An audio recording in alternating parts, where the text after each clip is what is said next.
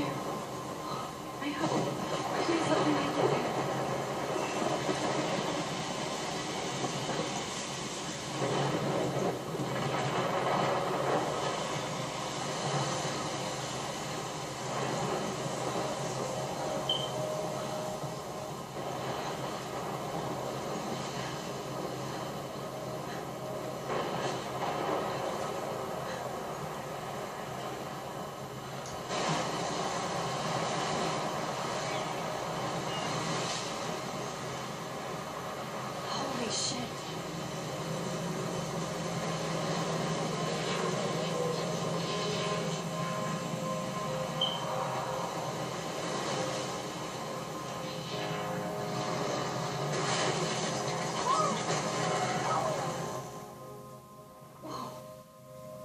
That was so surreal. They call film little pieces of time.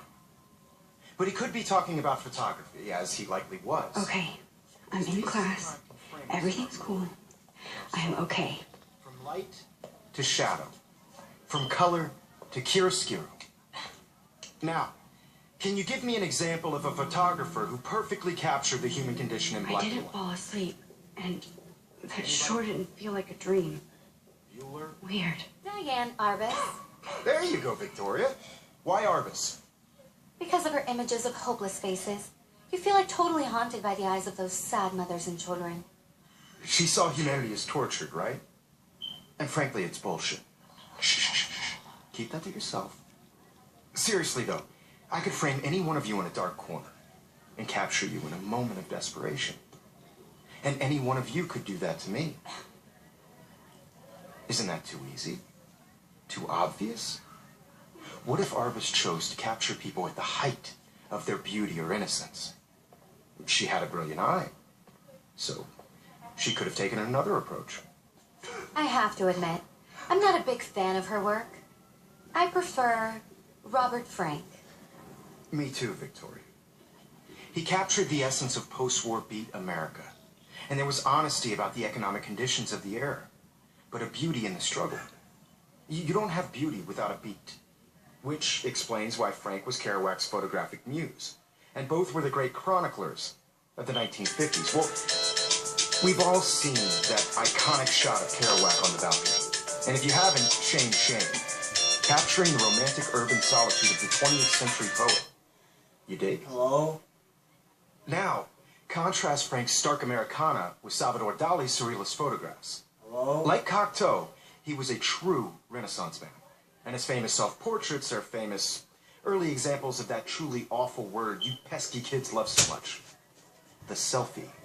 And it's a great tradition, and I wholeheartedly fight for your right to self-expression, or selfie expression.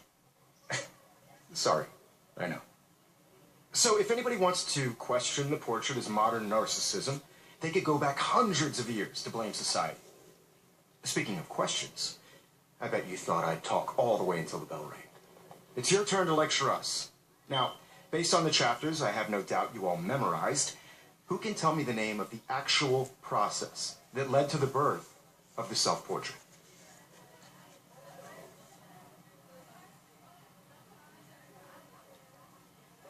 Anybody? This does not bode well. Look at this crap. How can I show this to Mr. Jefferson? I can hear the class laughing at me now.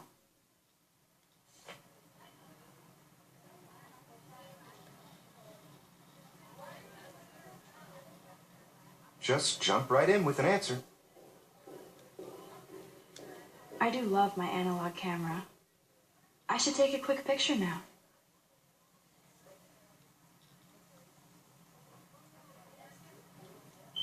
This was in the chapters you read. I can't believe I still have this pencil case. I should upgrade to the 21st century. But I like it old school. I haven't kept up with my journal as much as I should.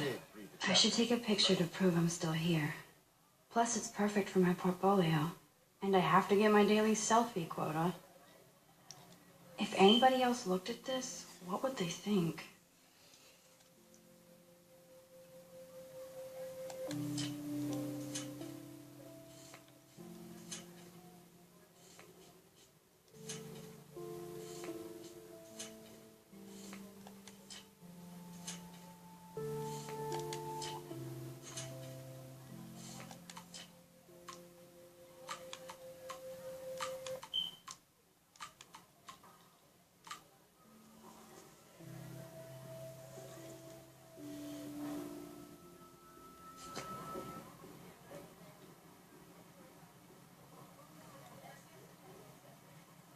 Your silence is deafening.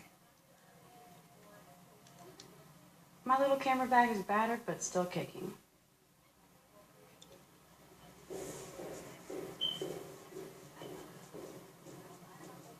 If this were a photo, I'd call it a still life.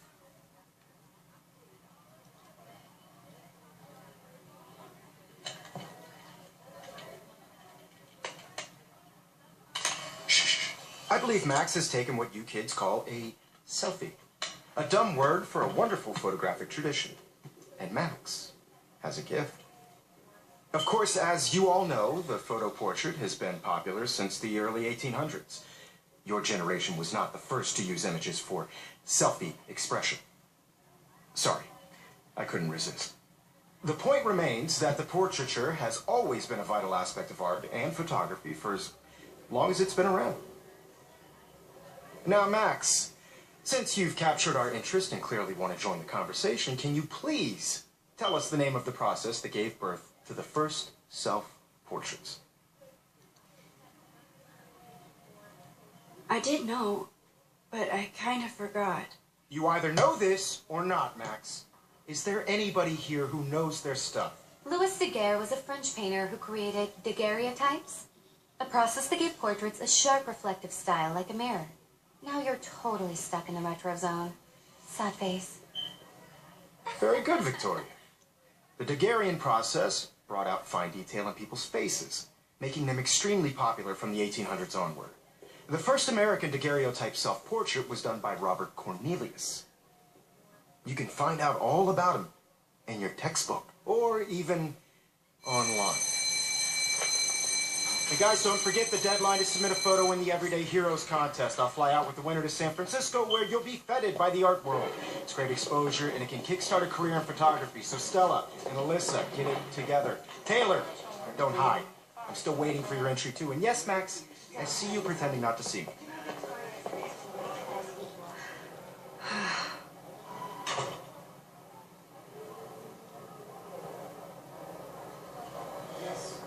Victoria doesn't waste a second kissing ass.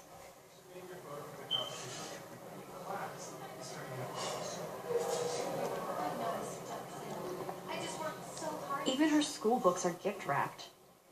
I can't believe she made fun of me in class. What is she, 15 years old? And people laughed.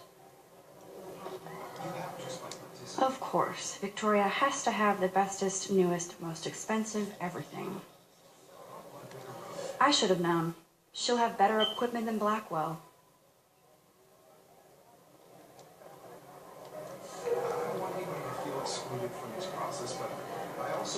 This is definitely where cameras go to heaven.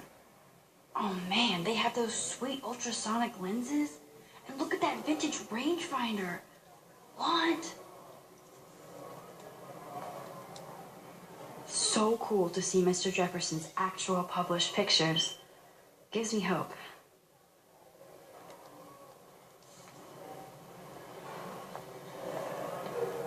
Damn, they have carbon fiber tripods here.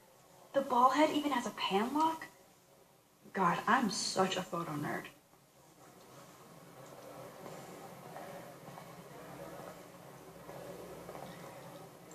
That was amazing when Mr. Jefferson took a class picture the first week. Even though I didn't want to be in the picture at all, it was fairly fucking cool to watch him at work framing us.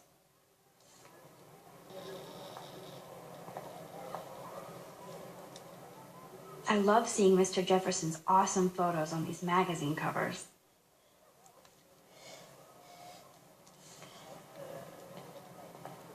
That printer is amazing. I'd love to see how it reproduces my pictures. I could pump out a whole gallery show with that thing. When I don't suck. Someday. Obviously, Blackwell spent bank on the computers here. Looks like somebody was already working on this. Cool. Kate looks so sad and quiet today. Poor thing.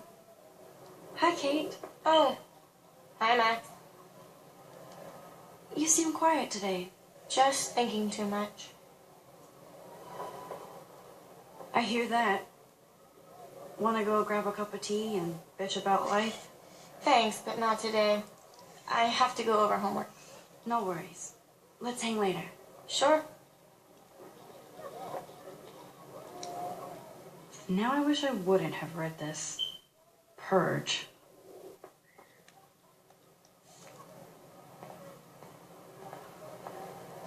Huh, this might make a cool shot.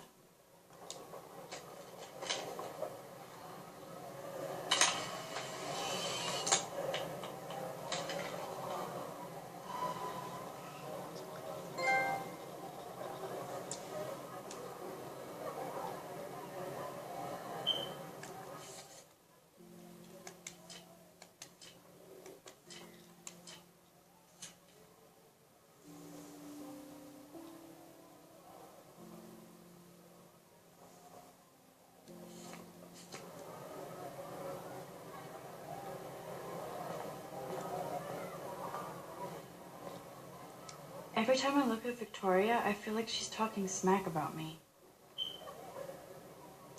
This is ridiculous. I always get so shy and nervous around Mr. Jefferson.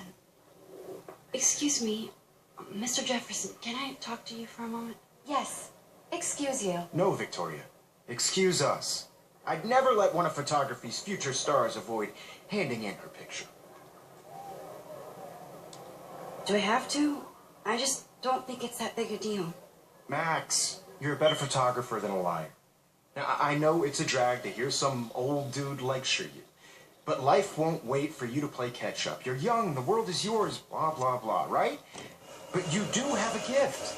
You have the fever to take images, to frame the world only the way you envision it. Now, all you need is the courage to share your gift with others. And that's what separates the artist from the amateur.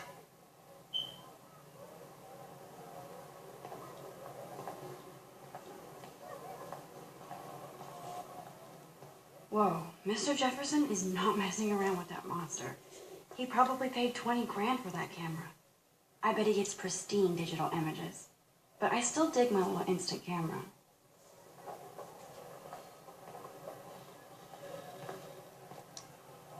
You can never escape the lighthouse here.